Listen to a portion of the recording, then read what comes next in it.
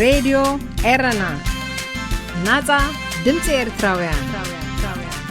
ሬድዮ ኤረና ናጻ ድምፂ ኤርትራውያን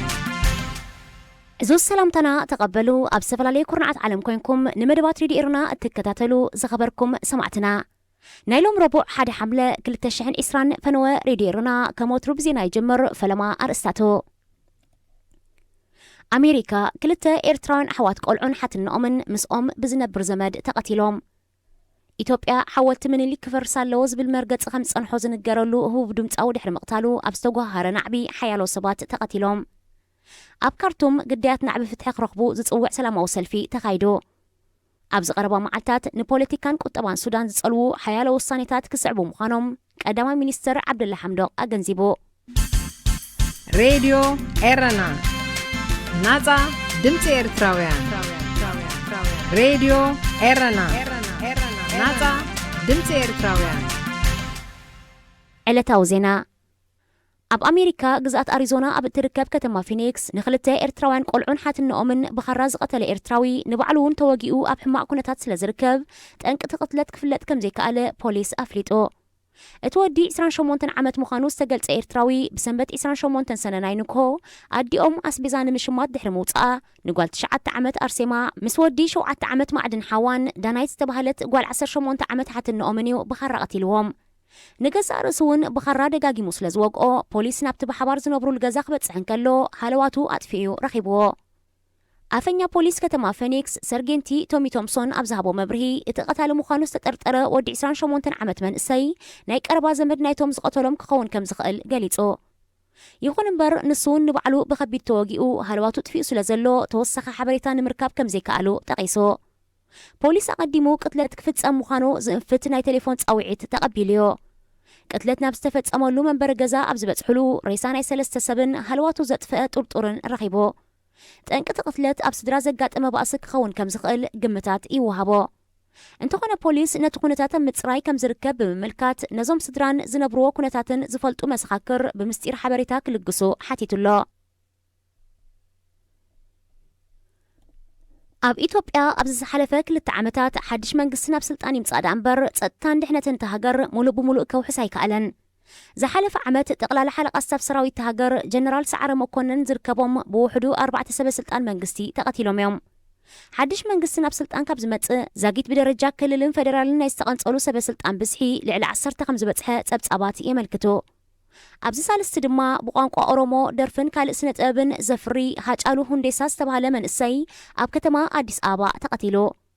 ቅትለት እዚ ኣብ ትንሳኤ ስነ ጥበብ ኦሮሞ ተስፋ ዝተነብረሉ መንእሰይ ፖለቲካዊ ዕላማ ከም ዘለዎ ካብ ዝተፈላለዩ ወገናት ይስማዕ ኣሎ ብፍላይ ሓወልቲ ምኒልክ ካብ ክልል ኦሮሞ ክፈርስ ኣለዎ ዝብል መርገፂ ሒዙ ምስ ምጽንሑ ቅትለት መንእሰይ ምስ ወገን ኣምሓራ ዘተሓሓዝዎ ወገናት ኣብ ማሕበራዊ ሚድያታት መሊኦም እዮም ኮሚሽን ፖሊስ ከተማ ኣዲስ ኣበባ እቲ ቅትለት ይጻረ ከም ዘሎን ጡርጡራት ድማ ከም ዝሓዘን ብምጥቃስ ውጽኢቱ ንህዝቢ ብወግዒ ክሕብር ምዃኑ ኣፍሊጡ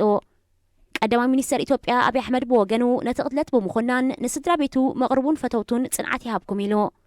ንቅትለት እዚ ድምፃዊ መንእሰይ ዝኹንን ሰላማዊ ሰልፍታት ኣብ ሓያሎ ከባቢታት ኣዲስ ኣበባን ክልላት ኦሮሞን ይካየድ ኣሎ ዛጊት ብውሕዱ 10 ሰባት ክቕተሉ ከለው ሓያሎ ቆሲሎም ብርክት ዝበለ ትካላት ንግድን ምምሕዳርን እውን ተቓጺሉ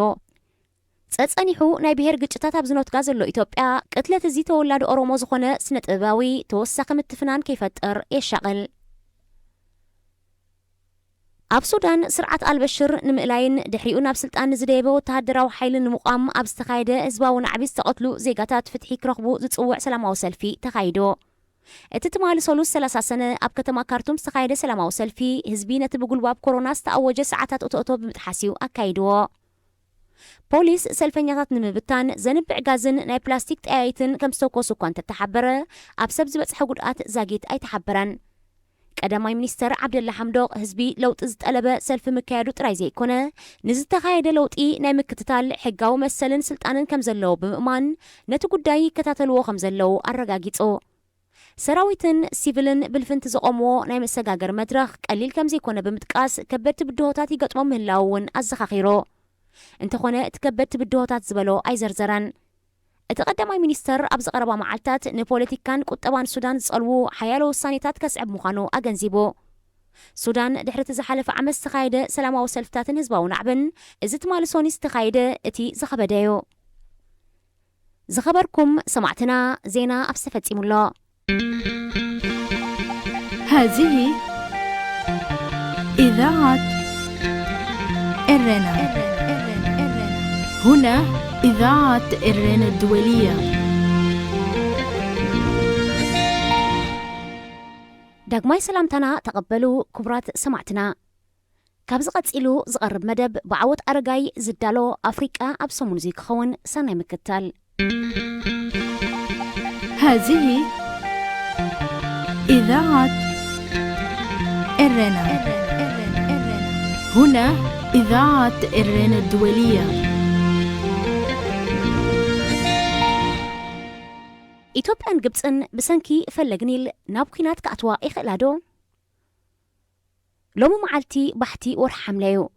ካብዛ መዓልትን ወርሕን ኣትሒዘያ ድማ ኢትዮጵያ ነቲ ክትሃንፆ ዝፀንሐት ታላቁ የኢትዮጵያ ህዳሴ ሰሜቶ ግድብ ክትመልኦ ክትጅምር ምዃና ገሊፃ ዘላ እዚ ዜና ነታ 90 ሚእታዊት ካብ እትጥቀመሉ ማይ ካብ ፈለግኒል እትረኽቦ ግብፂ ሻቕሎት ፈጢሩላ ኣሎ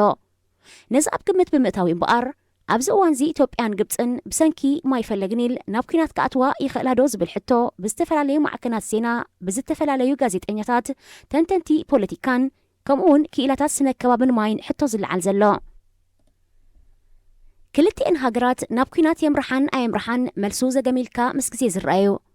እንተኾነ ኢትዮጵያን ግብፅን ብጉዳይ ኒል ከካይድኦ ዝፀንሓ ንሓያሎ ዓመታት ዝቐፀለ ዝርርብ ብዘይ ውፅኢት ምፍሻሉን ኢትዮጵያ ድማ ክልቲአን ሃገራት ኣብ ስምዒ ብፀሓይ ብፀሓብ ዘየገድስ በይናዊ ስጉምቲ ብምውሳድ ነቲ ግድብ ካብ ዝወርሒ ዝትሒዛ ክትመልኦ ወሲና ምህላዋ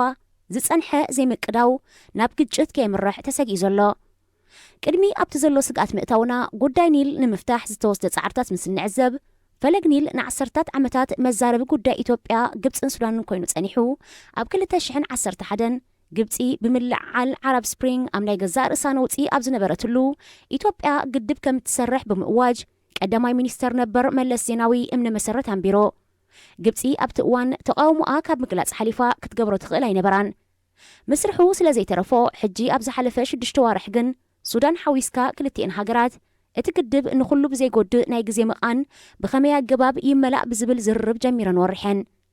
እቲ ዝርርብ ብመንጎኝነት ሕቡራት መንግስታት ኣሜሪካን ባንክ ዓለምን ቀፂሎ እንተኾነ ኣብ ስምምዕ ክበፅሓ ይከኣላን ቀድኒ ዘይምርዳእ ኢትዮጵያን ግብፅን ኢትዮጵያ እቲ ግድብ ኣብ ሓፂር ግዜ ምቓን ማለት ክሳብ 7 ዓመት ዝወስድ ግዜ ክትመልኦ ክትምድብን ከላ ግብፂ ግን እቲ ምምላእ ክሳብ 21 ዓመታት ዝኸይድ ዝተናወሐ ግዜ ክኸውን እያ ትጠልብ ዘላ ነዚ ዘይምርዳእ ኣብ መዕለቢኡ ንምብፃሕ ላዕልን ታሕትን ክትብል ዝፀንሐትን እቲ ግድብ ክምላእ እንተጀሚሩ ዝያዳ እትህሰ ግብፂ እቲ ጉዳይ ባይቶ ፀጥታ ውድብ ሕቡራት ሃገራት ክሪኦ ብዘቕረበቶ ጠለብ ባይቶ ፀጥታ ነቲ ጉዳይ ብቅድሚ ትማሊ ሶኒ 29 ሰነ ናይ መጀመርታ ዝርርብ ኣካይድሉ ኣሎ ባይቶ ፀጥታ ንጉዳይ ኒል ሰላምን ፀጥታን ኣብ ኣፍሪቃ ኣብ ትሕቲ ዝብል ኣርእስቲ ክሪኦ ምምራፁ እቲ ጉዳይ ክሳብ ክንደይ ዕቱብን ኣስጋእን ከም ዝገብሮ ተንተንቲ ፖለቲካ ይገልጹ ኣለዎ እቲ ባይቶ ብሓፈሻ ክልቲአን ሃገራት ዝያዳ ዝርርብ ክገብራ ብምፅዋዕ ኣብ ባይቶ ዝጀመረ ዝርርብ ክቕፅል ምዃኑ ሓቢሩ ኣሎ ኢትዮጵያን ግብፅን ናብ ኩናት ከምርሐን ዝኽእል ምዕባለታት ምስ ንርኢ ድማ ክልቲአን ወገናት ኣብ ዝርርብ ዝኣምናን ጉዳየን ብሰላም ክፈትሓ ዝፅዕራ ከም ዝኾና ክገልፃን ከለዋ እቲ ጉዳይ ብወተሃደራዊ ሓይሊ ኣብ ምፍታሕ እንተበፂሑ ግን ቀጥታዊ ምፍራሕ እኳ እንተዘይገበራ ከም ዘይሰናነፋየን ዝሕብራ ነዚ ኣመልኪቱ ሚኒስተር ጉዳያት ወፃኢ ኢትዮጵያ ምስ ኣገልግሎት ዜና ሃገሩ ኣብ ዝገበሮ ቃለ ምልልስ ኣብ መንጎ ክልቲአን ሃገራት ኩናት ክህሉ ይኽእል ዶ ተባሂሉ ተሓቲቱ ክምልስ እንከሎ ምናልባት ግብፂ ንኩናት ከም ኣማራፂ ተወስዶ ትኸውን ምናልባት እውን ክህሉ ይኽእል ይኸውን ብምባል ኩናት ይለዓል ኣይለዓል ግን እቲ ግድብ ኣብ ተመዲቡሉ ዘሎ ግዜ ክዛዘምን ክምላእን ምዃኑ ገሊጹ ፕሬዚደንት ግብፂ ዓብደልፈታሕ አልሲሲ ብወገኑ ንሰራዊት ምዕራባዊ ዞባ ሃገሩ ኣብ ዘስምዖ መደረ ሰራዊት ግብፂ ሓያልዩ ኣብዚ ዞባ እዚ ድማ ዝሓየለዩ ሰራዊትና ንኻልኦት ዘይፃባእ ናይ ምክልኻል ሰራዊት ብምባል እንተኾነ እቶም ሰራዊት ንዝኾነ ኣብ ዶብ ይኹን ካብ ዶብ ወፃእ ንዝካየድ ስርሒታት ድልዋት ኩኑ ክብል መልእኽቱ መሓላሊፉ ግብፂ ንጉዳይ ፈለግ ኒል ብሰላማዊ መንገዲ ክትፈትሖ ምዃና ትገልጽ እኳ እንተኾነት ኣብ ንኢትዮጵያ ዘኽብባ ሃገራት ከም በዓል ደቡብ ሱዳንን ኤርትራን ወተሃደራዊ ማዓስከራት ክትምስርት ኣብ ዝርርብ ከም ዘላዩ ዘሕመ ወላ እኳ ደቡብ ሱዳንን ኤርትራን ነቲ ሕሜታ ነፂገንኦ እንተሃለዋ ኣብ መንጎ ላዕለዎት ኣዘዝቲ ዘን ሃገራት ዝርርብ ከም ዝተኻየደዩ ዝሕበር ግብፂ ኣብ ደቡብ ሱዳንን ኤርትራን ማዓስከራት ክትምስርት እንተሃቂና ንኢትዮጵያ ኣብ ናይ ምኽባብ ስትራቴጂ ክትጥቀም ትሕልን ከም ዘላ ዘእንፈት ይኽብሉ ተንተንቲ ይሕብሮ። ቀዳማይ ሚኒስተር ኢትዮጵያ አብይ አሕመድ ስልጣን ድሕሪ መሓዙ ናብ ግብፂ ኣብ ዝገበሮ ዑደት ሓፅቢ ህዳሴ ንግብፂ ብዘይሃሲ መንገዲ ከም ዝምስራሕ ቃልኣት እኳ እንተነበረ ድሒሩ ምህናፅቲ ሓፅቢ ዝኾነ ይኹን ሓይሊ ደው ከም ዘየብሎን ኣድላይ እንተኾይኑ ሚልዮናት ንኹናት ከዳሎ ከም ዝኽእል ምፍካሩ ስጋት ፈጢሩ ነይሩ። ፕሬዚደንት ግብፂ ዓብደልፈታሕ አልሲሲ ብወገኑ ሕቶ ኒል ሕቶ ህይወትን ሞትን ሕቶ ህላውነት ሃገሩን ምዃኑ ኣጠንቂቑ ነይሩ። ድሒሩ ኣብ ሰዕበ ምዕባሌታት ድማ ሓለቓ ስታፍ ኢትዮጵያ ሌተናንት ጀነራል ኣደም መሐመድ ኣብቲ ዝህነፅ ዘሎ ዲጋ ድሕሪ ምብፃሕ ሰራዊት ሃገሩ ኣብ ልዕሊ ዲጋ ህዳሴ ዝካየድ ዝኾነ ይኹን መጥቃዕቲ ክከላኸልን ግብረ መልሲ ብምግባር ድማ ንዘጥቃዓ ሃገራት ከጥቅዕ ሙሉእ ዓቕምን ድልውነትን ከም ዘለዎ ገሊጹ። ምስኡ ናብቲ ዲጋ ዝበፅሐ ብርጋደር ጀነራል ይልማ ሞርደሳ ብወገኑ ሓይሊ ኣየር ኢትዮጵያ ነቲ ዲጋ ይኹን ከባቢኡ ካብ መጥቃዕቲ ንምክልኻል ብሙሉእ ዓቕሚ ተዳልዩ ከም ዘሎ ኣብሪሁ ነይሩ። ገለ ካብ ዓበይቲ ጋዜጣታት ኢትዮጵያ ብወገነን ግብፂ ንዲጋ ህዳሴን ተጥቂዓ ኢትዮጵያ ድማ ከም ግብረ መልሲ ንናይ ግብፂ ዲጋ ኣስዋን ከተጥቅዕ ይረሳስና ከም ዘለዋን ሓንቲ ካብኣተን ብዙሕ ኣንባቢ ዘለዋ ዊክሊ ካፒታል ከም ዝኾነትን ተገሊጾ። ሚኒስተር ጉዳያት ወፃኢ ግብፂ ሳምሕ ሾክሪ ሃገራት ዓረብ ኣብ ልዕሊ ኢትዮጵያ ፀቕጢ ክገብራ ዑደት ድሕሪ ምክያዱ ከም ግብረ መልሲ ድማ ሊግ ዓረብ ኣብ ዘውፅኦ መግለፂ ብመሰረት ስምምዕ ዓረብ ሊግ ፀጥታን ውሕስነትን ግብፂ ዝያዳ ከም ዘገድሶ ብምግላጽ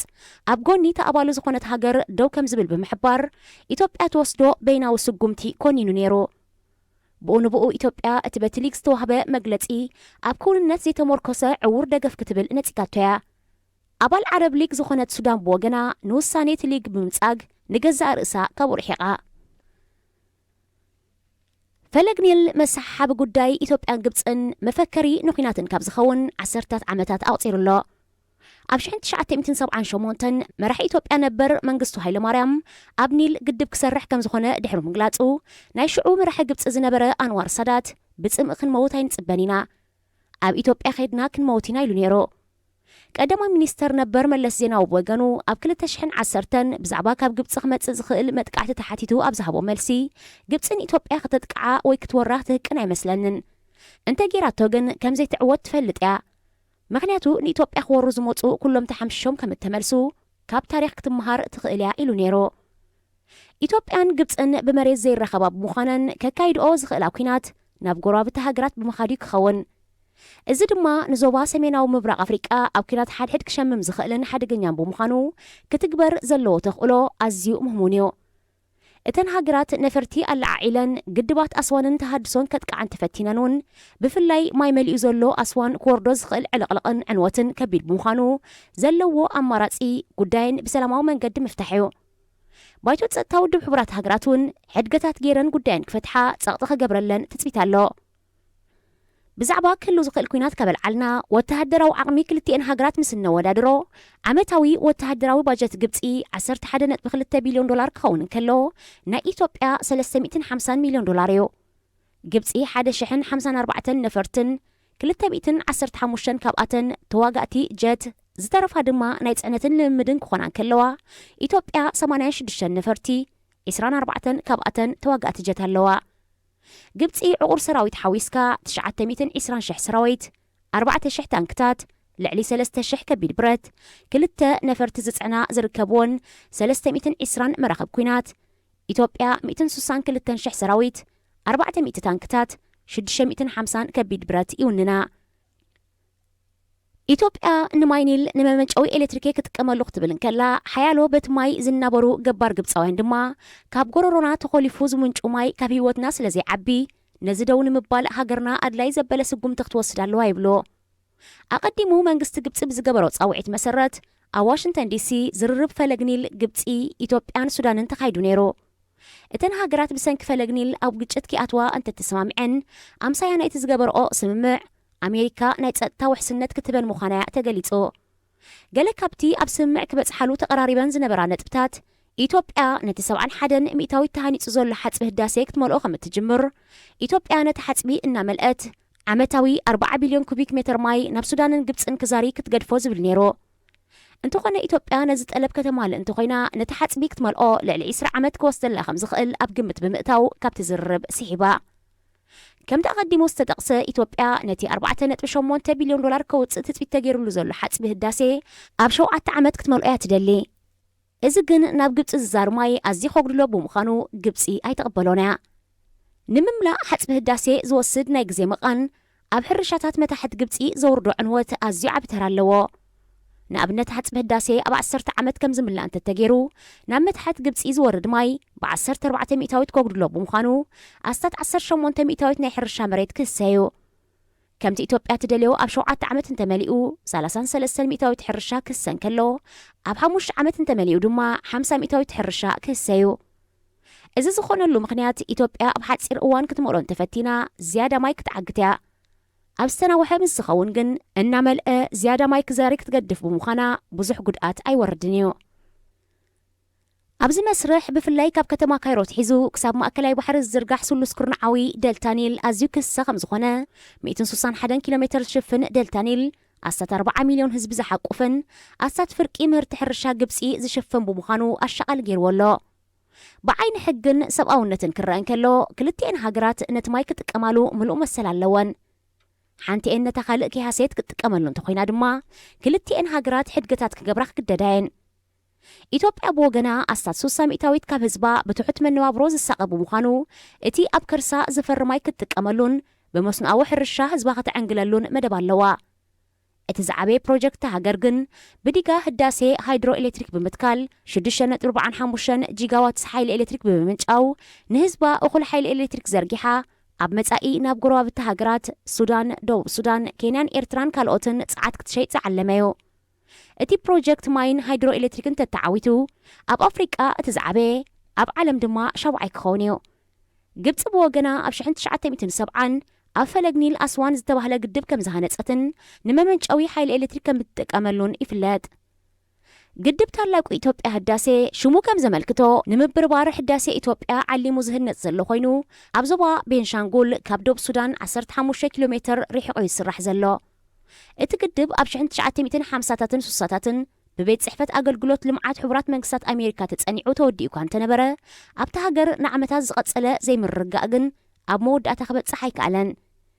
منقس إثيوبيا نتي 4.8 بليون وصعيتات كبرلو قمس زتوهبو قدب بوند بمشات كافيز بي بموصأن بوشت او عقمي كهانت ايلو تبقيسو كان تنبرا زاقيت 1.8 بليون كبانكتات تشاينا تلقيحو خمزلو كفلت تخايلو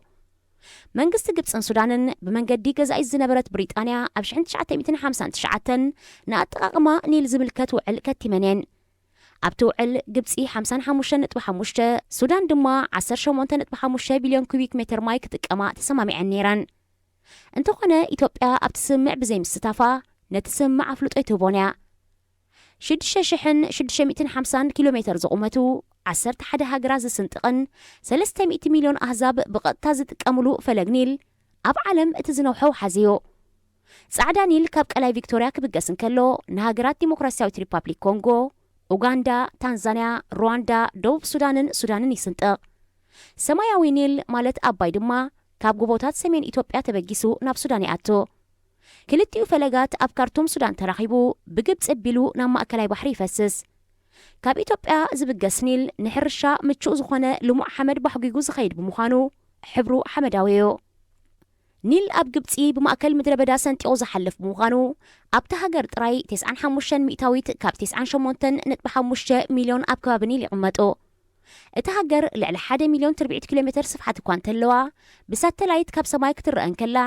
ፈለግ ኒል ዝሓልፈሉ ከባቢ ጥራይ ልሙዕ ቀጠልያ ክኸውን ከሎ ሕልፍ ኢልካ ዝረአ ኦኣሲስ እንተዘይኮይኑ ካልእ ምድረ በዳዮ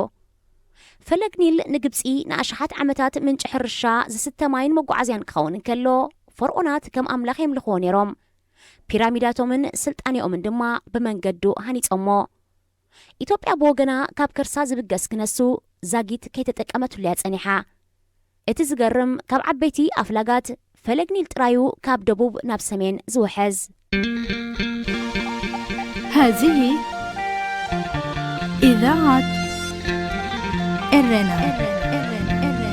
هنا إذاعة إرنا الدولية نيجيريا ندادن أبي كم زأتو زي فلت بليون دولارات ናይጀርያ ብብዙሕ መዳያት ናይ ኣፍሪቃ ደርማስ ጎብለል ተባሂላ ትጽዋዕ ምኽንያቱ ተሃገር ኣብ ኣህጉር ኣፍሪቃ እቲ ዝበስሐ ህዝቢ ትውንንን ነዳዲ ብምፍራይ ድማ ኣብ ቀዳማይ ደረጃ ትስራዕ ብቁጠባዊ ሓይሊ ድማ ዝዓበየት እያ እቲ ሃገር ብተወሳኺ ዝዓበየ ናይ ዘይትን ተምርን ካካዎን ንግዲ ውፅኢት ሕርሻ ኣብ ኣፍሪቃ ቀዳማይ ዝኾነ ናይ ፊልም ኢንዱስትሪ ማለት ኖሊውድ ካብቲ ሃገር ሓሊፉ ኣብ ዓለም ጽልዋ ዝገብር ዘሎ ናይ ሙዚቃ ንግዲ ናይ ክዳውንቲ ፋሽን ኢንዱስትሪን ካልእ ናይ ኣገልግሎት ኢንዱስትሪን ዝዓበየላ ዘሎ ሃገር እያ መዓስ ዝጥራይ ናይጀርያ ወርቂ ሓፂን ከሰል ከምኡውን ሓያሎ ሚነራላት ዝሓቆፈ ባህርያዊ ሃብቲ ትውንን ኣብ ኣፍሪቃ ዝሃብተ መሰብ ኣሊኮ ዳንጎተ ኣብኣ ዝቕመጥ ዓመታዊ ሓደስቲ መንእስያት ሰብ ሃብትን ወነንቲ ትካላትን እተፍሪ ሃገር እውን እያ እቲ ሃገር ነዳዲ ብምፍራይ ኣብ ዓለም ኣብ መበል 12 ደረጃ ትስራዕ 75 ሚእታዊት ባጀት መንግስቲ ድማ ካብ ኣታዊ ነዳዲ ይርከብ እንተኾነ እዚ ኩሉ ዝተጠቕሰ ሃብቲ ንውሑዳት ዘገልግል ዝበዝሐ ህዝቢ ኣብ ትሑት መነባብሮ ዝነብር ኮይኑሎ በመሰረት መጽናዕቲ ዓለማዊ ዓጸቦ ወርልድ ፖቨርቲ ክሎክ ካብ 196 ሚልዮን ዝምብዝሑ ህዝቢ ተሃገር 48 ሚእታዊት ማለት 9 ሚልዮን ህዝቢ ኣብ ትሑት መነባብሮ ጥራይ ዘይኮነ ኣብ ኣዝዩ ዝተሓተ ድኽነት ብትሕቲ $2 ንመዓልቲ ከም ዝነባበር ገሊጾ ናይጀርያ ሃብታም ሃገር ክንሳድኣ ንምንታይ ንህዝባ ክትቅልብ ዘይከኣለት ዝብል ሕቶ ኣብ ሓንጎል ሓያሎ ሰባት እዩ ዝመጽእ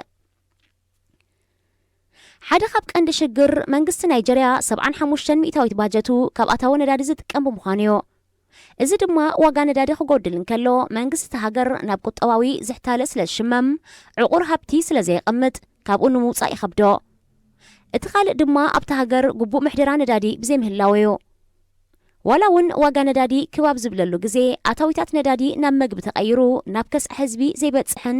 ናብ ምህናፅ ትሕተ ቅርፂ ኣብያተ ትምህርቲ ሆስፒታላትን ካልእን እውን ከምቲ ዝድለ ኣይውዕልን እዩ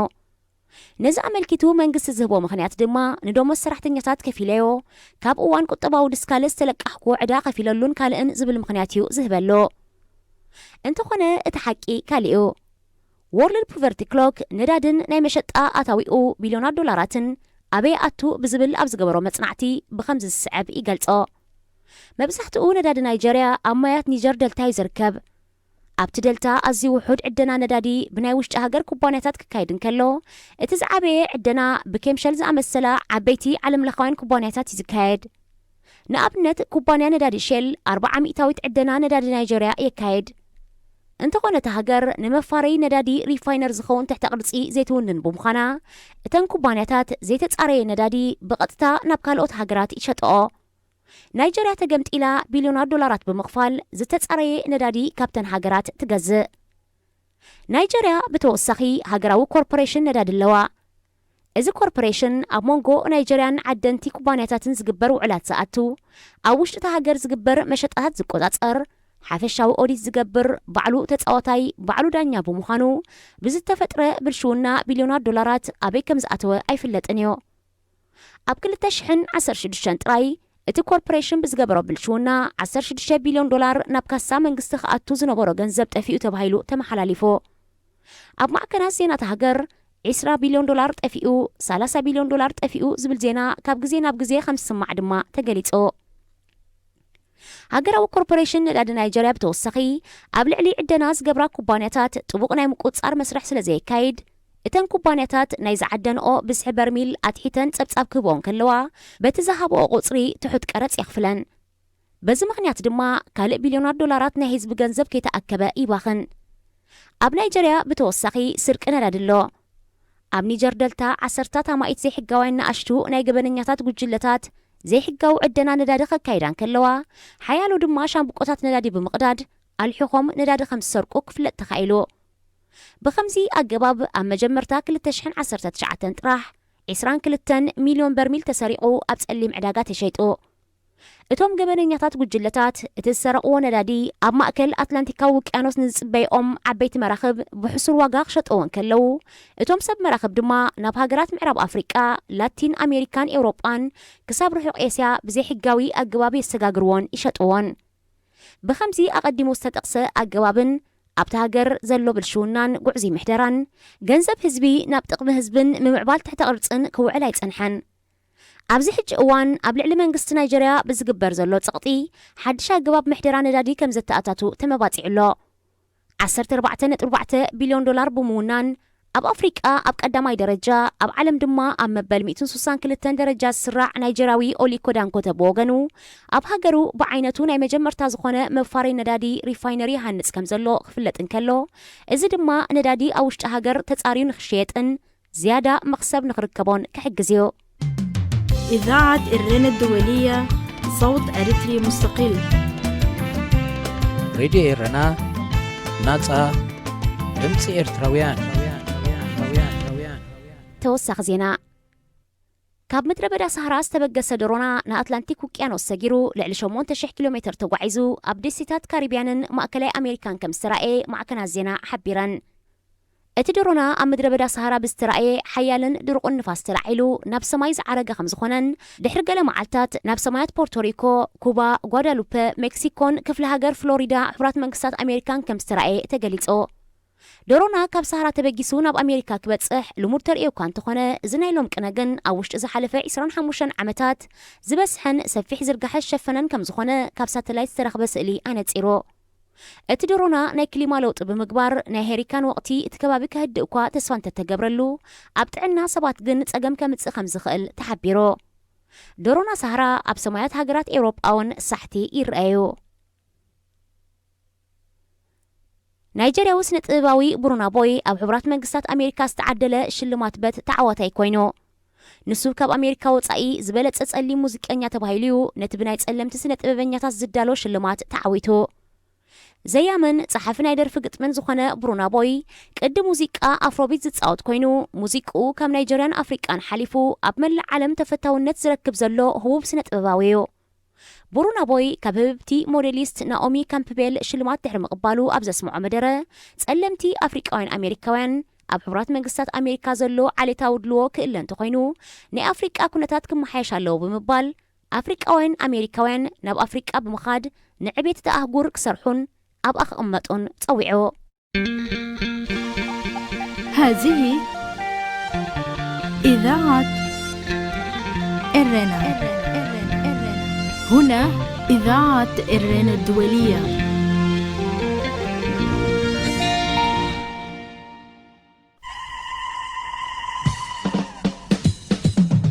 تطعموا مس راديو إرنا ኣብዚ መደብ እዚ ንማሕበራዊ ህይወት ዘንጸባርቑ ጽሑፋት፣ ግጥምታት፣ ድርሰታትን ዋዛታትን ዝቐርቡ ኮይኖም ኣብ ህይወት ንዘጋጥሙ ጸገማትን ኣፈታትሖምን ኣመለኻኽታና መዓልታዊ ህይወትና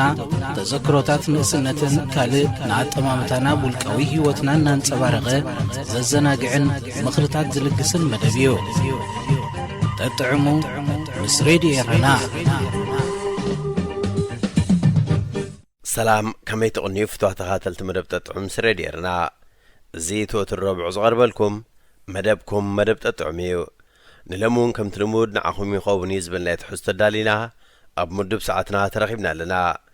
كساف تسامي مدبنا مسانا حبيركم بخبر خص أنحزو قدماكم أدالونا أغراب المدب تسفيت يوهانسي سناي مكتتال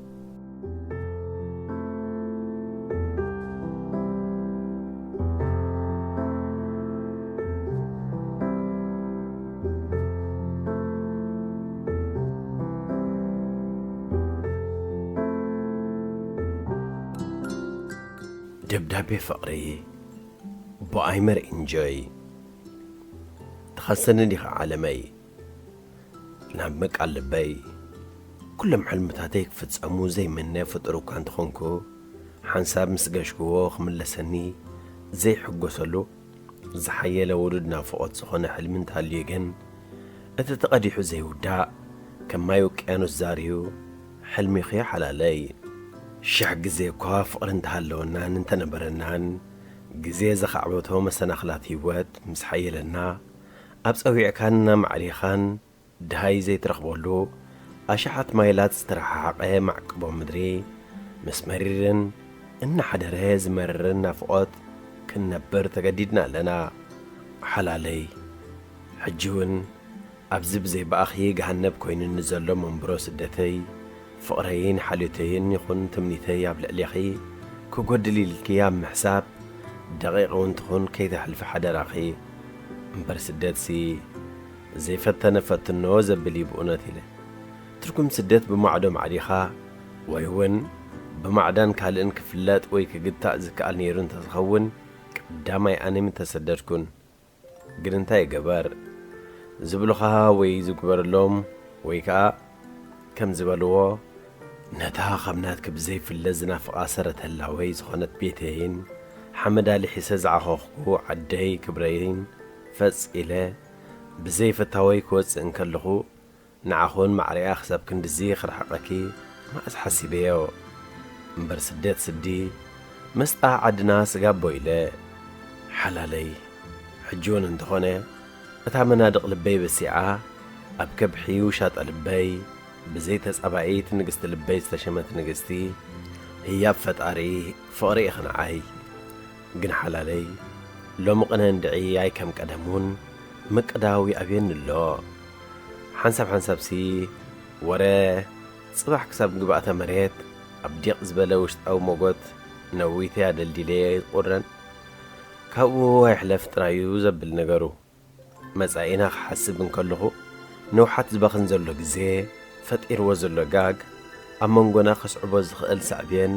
ብሃሳስ ክረአየኒ ጀሚር ኣሎ በርከስ ኣብ ህይወት እንኮ ሓንሳብ ጥራይ ክትነበር ባህሪ ስለ ዘፍቅድ እምበር ካልኣይ ምንባር ከም ጡባደይ ኢልና እንተዘፍቀለልና ፈጣሪ ፍቕሪ እዚ ሕጂ ኣበስኡ ኸፊኡ ነንበይድና ብጉድለት ምሉእነት ፍቕሪ ልብታትና ማድዩ ዝሓልፍ ዘሎ ገጻት መሳልል ህይወት ኣብ ካልኣይ ምንባር ከነርክበሉ ምዃንና ፈሊጠ ሕጂም ተጨነቕኩን ህይወትኩም እያ ግዜ ኸኣ ኸምዛ ትርእዮ እዩ ፋቮረይ ግጥምን እዩ ከም ፈረስ ንቕድሚት ምስ በለ ቅባሕባሕ የለን ስለዚ ኸያ ሓላለይ ሎሚ ቅነ ኣብ እንተታት ሸንኰለል ዝብል ዘለኹ ምናልባት መን ይፈልጥ ከም ጥርሕና እንረኸበሉ ጊዜ ትምኒትና ክስምረልና ሃንቀው ንብል ዘለና ዘይምርኻቡን ክስዕብ ከም ዝኽእል ካብ ሕጂ ኣብ ግምት ከነእትወ ኣለና በርከስ ዳሕራይ ክስዕብ ዝኽእል ሳዕብየን ቀሊል ከይከውን ይኽእል እዩ ሓላለይ መስርሕ ህይወት ብዙሕ ምሂራትኒ እያ ማዕሪኡኻ ብዙሕ ፈቲናትኒ ስለዚ ንምንታይ ከም ወሲንካ ይትበልኒ በጃኺ ሓልዮት እዩ በቃ ፍቕሪ እዩ ርዝነት ኣባኸ ዘለኒ ክብሪ ሓላለይ በቃ ምንባር ካልእ እዩ ህይወት ካልእ እዩ ፍቕሪ ካልእ እዩ ሓዳር ካልእ እዩ እንዲሁ ዝበለ ደራፋይ ሓቂ እዩ ከምዚ ምስ ኣጋጠሞ ኸውን ብዙሕ እዋን ንዓና ንደቂ ሰባት ሃንደበት ኣብ ዘይተጸበናዮ ጭንቀትን ድንገትን ዘውድቐና ነገር እንተሃልዩ ህይወት ናይ ባዕላ መንገዲ ከም ዘለዋ ምዝንጋዕ ኮይኑ ይስምዐኒ ከምቲ እንደልዮ ይኮና ንነበር ከም ገጻት ህይወት ኢና ገጻት ህይወትካ ከምዚ ትርእዮ በቃ ከምኡ ካብ ኮነ ኣነ ኸ ወሲነ ዕምበባ መልክዕኪ ከይቀምሰለ ፈልሲ ማፀንኪ ከይሓረረ ወሊድኪ ዘሚድኪ ሓዳር ጌርኪ ብፍረ ኸርስኺ ክትማምቑ ተመንየ ትምኒ ጥራይ ኣይኮነን ከም ሓሳቡን ርዒመ እየ ጐርዳዕዳ ዓቢለ ኣረህና ጣዕመኒ ውሒጠዮ ስለ ሕሉፍ ፍቕርና ኢልኪ ብውሳነ ከይትኸስኒ ኣነ እትማሊ ሎሚ ጽባሕ ኩሉ ግዜ ኸፍቅረከ ንኣመለይ እቲ ምንታይ ፍቕርኺ ኣብ ደመይ ሰሪጽ እዩ ለጋሲት ልበይ ናይ ደሚ ጭንጓዕ ልግሳ ክሳብ ዘየቋረጸት ክርስዓኪ ይሕሰብን እዩ ከም ስለ ዝኾነ ኸዓ ፍቕሪ ካልእ እዩ ሓዳር ካልእ እዩ ናብራ ካልእ እዩ ዝበልኩኸይ ዝያዳይ ዝተባረኸ ጉዕዞ ህይወት ኣብ ዘለናዮ እንተቶም ፍረ ብርክኺ ውህበት እግዚኣብሔር ዝኾኑ ውሉድ ከዓ ቤትና እናተዓባብያናን አንዳዕዲኤ ስለ ዝፈልጦ ኣነ ኣብ ዝሓሸ ቦታ ከም ዘለኹ መጠን ኣብ ምዕባዮም ዝግበር ኩሉ መዳይ ብዓቕመይ ሚዛናዊ ዝኾነ ሓላፍነት ከም ዘለኒ እየ ዝኣምን እጆኺ ተቢዕኪ ለበዋይ ምሕፅንታይ ፈጽሚ ብኣካል እምበር ብመንፈስ ኣይተሰደድኩን ኣብ ዙርያ ኸሲሰ ምሳኸየ ዝነብር ዘለኹ መቕረብ ውሽጠይ ካብ መልኣት ልብኺ ግብረ መልሲ ይቕጽል ይቕሬታ መኽሰበይ ውሳኔኻ ይኸቢድኒ ናብ ዓለመይ እዋኑ መሬት ምስ ደብዘዘዩ ፀሓይ ከምቲ ልሙድ ወትሪ ግቡእ ስርሓብ ዘይተጐላባነት ብርሃን ካብ መሶባ ኸተመንጩ ድሕሪ መውዓላ ናይ መዓታቱ ሰዓታት ግዲ ኣኺሉ ኾይኑ ናይ ድሓን ሕደሩን ተገልገልታ ጭራታታ ሰዲዳ ትፋኖም ኣብ ዝነበረትሉ ኣጋጣሚ እዩ أبتاوت رونعخا تذكرن قبلانا كوفي لخم أرقيت نتن حدر زمك أرزنبره مقوتا إيكافليز نبركو إمن كحد بمعبل حسابات مساخنا تراخبكي ستاريتك تقبله وهو عالمي فتار غطعم نايل بيسمع كبهال سمعه لو مجن بزدنس السربي نبازني بوا بركز بمعبل حسابات مساخا العليم زنبركو فقراوينا ينفقت حسابات أببو تقوم سوخي خي ودأكم يا دبدبيخا ختبسر اتا نيابونا دن حلفنات أبن قدعا صيرها أنا خيت أميها خي عرقا تحت سب كيرئي بسعدان تسألي منا دوان نسرحت عدمي قرزو نعان نايولد عدلا باخينان ناتي صبق زبالة زحرمو نبساو كيبو ملعليون أبا يكتريو نعايكو حيلانا مهيران أبز درجة زبصحت لملم حفتي و لملم تاخمان نفقرنا خمت معن فريخ ترئي هاريرت بالزلا هلو إلها تصويعة ستاريت كاز قبلتني واي عالمي شو استسمعن سمعيت حجة قلت قالك هاي تسقمنيو هندبت حلم قاعدن سلسقاج عوني يا عينتي نبعتك وأزرها قزي والسدان بحكي عالمي مش أنا يحسوني بكا حاقوسن في قطان توجابيرني بلك أنا أخا بأكال زرخبكم مسيرني تقبل عبيلي شقود أبزع أقفي دحريو أبتع بحلم مساخاز حضر اللعاناتي كوفيلي ستاريتك خفيته مال اختها من بابعتي هواي عالمي لك حكيو فراو دبدبي درقا من رخابي يقبهال نتم باتز فلطو وحلول عقمات السريعم تقطعت إمام زنبرو ورق أويان قالاتك قالات فقري دروز مئنا فقوتي كروي مسبوق كرسينا نبعكو بوشت لبيا من باب تسأميدة على ماي أبسطو من مقرن كنت هلاوي عاتي خلو خاء وزبي سمعتاتي نعيب زير دان تأمر هيك أهير نبرا نفسي قفف يبلن اللو علمي تيزغون زلخو علمي يحلم كيهلو ما عرف أقرأ صحفات كاي عرعرن اللو كم نفحيتو أفتيت أن نرى أخوهم حبرم كي أكل مقرأتموني لوط أن اللو علمي يحلم كيهلو نفسي هاساسي لو خليلي أقل أبقهد ورقات جنبيتا جنينا زرنزح كتنبأ صنيحاتني ستاريت كاي كم تنزح حلفان وكاد أبقى أنصارو لبي السبري نعيزي قبان وسانه علمي انت ايت مخنيات قن نعخذ قدف زي تملس حوتي مخسبه نعيز بقع مخنيات أبصحف كاس الذي رخبكي تحزن لي علمي انت نخونا لنا كنت زي فكركو لبي بحاليتك خمت لمود كتنسع زلال ما هو لباوي لكم زقاتنا رسيك يا مثلنا علمي كم يديها هون كلامي بتاهيا فتقارين اللبي زخونات اللبخا وزيو الزقال لا أمنني علمي أمون من دايخ أمن حنسب أمينة نعماني اللبي هي بكاس دروخ من معدنا وأكلي دنقل هياب هوانتي بما نمزي تدافرغ نسو بعلو هذا سيسكا سعير كيو بعبي إخاء اتخساب حجي مساخة زلا لبي كابوش تقيبوتك إلكا مساخة وسديد كيو سدت رقم نعاخن اللبين منتيلني بكا اتغندي ورد ديب محلقاتات زحالفة مقر هيوات أبزازي خاختم فريد كيو أنوكو زلخو فقرها أمينة أم منفز زخرغا ننساففكو نعاخت بزلخو وجه هيواتي بكا أنا قرح لي فكاختبني زيادة أنا بس خامش تفكرني يركا كمان حد قزيس كدان دريبه أبت بحنساب نزورز نبرنا قناتات نبهيني نازوركو قرز تقرف أكالي قب بالمو شعو سوطني لك زبانون نتقرفه أب حق فوق تلاحي قخ زور كلهوس زبانون بجاح اللي فيو زمان مقنز نبره كبرنا وعالكو علمي حجيقن وسانخا وسانيا يكون يتحزل لي كل نصبقيتن كل حساب تراي زي كونس نهيوتي ولا هيوت كختو في الله خم تخيل حجوني أمني أنت زني حجو سنة خاجن نلملم حفتي متانزر إيه حرق ولا رجزانا خي ختم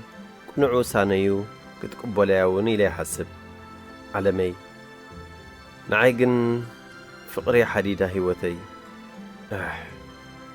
اسمعني معلمي أملاك فقريو فقرك أب تمثال سبجيرو نعخا سجلي أملاك كادم ما نحن سابن حوارون نقولش أقل بي شي ميكا دحركة فلسفة فقرية بزي بلو خرسي ستخلو ولدس كم يمكن مسلو ولدي زمادي زبالكاني بدي حريقها سقاي أبعرات مسقوانا تحجر مالت كوي أوف زعقبتها يبنني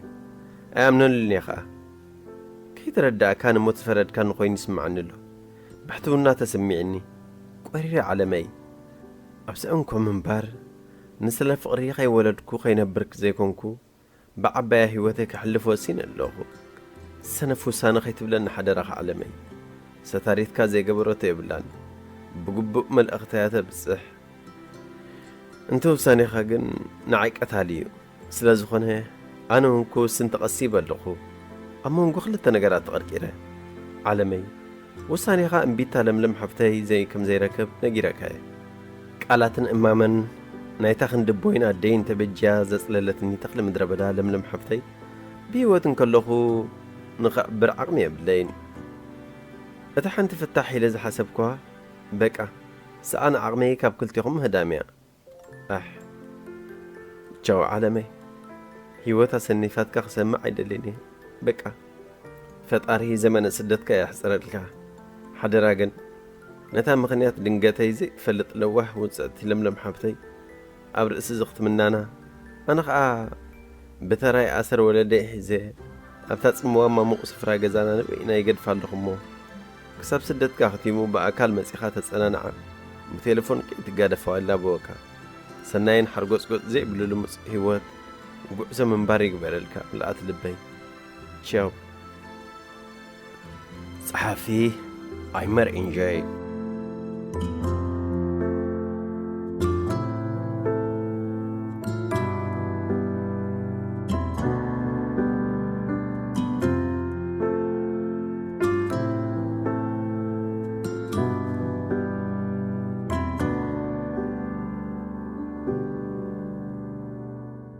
فتوات تخاتلت مدبنا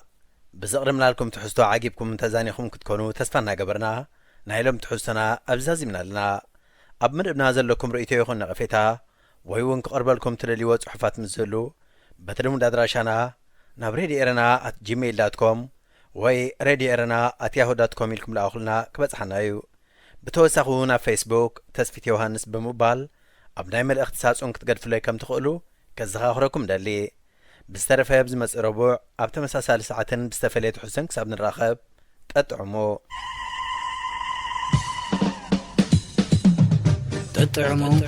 مس راديو رنا عبز مدبزي لمحبراوي هيوت زنصبارقو صحفات قطمتات درستاتن وازاتاتن زغرب خوينم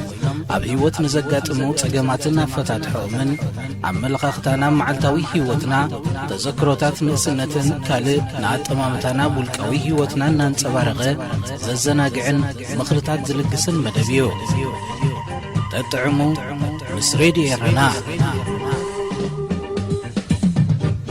زخبركم سمعتنا نزل ساعة تراليو زنبرة حفشاوي مدباتنا أبسفتيمنا لنا هذه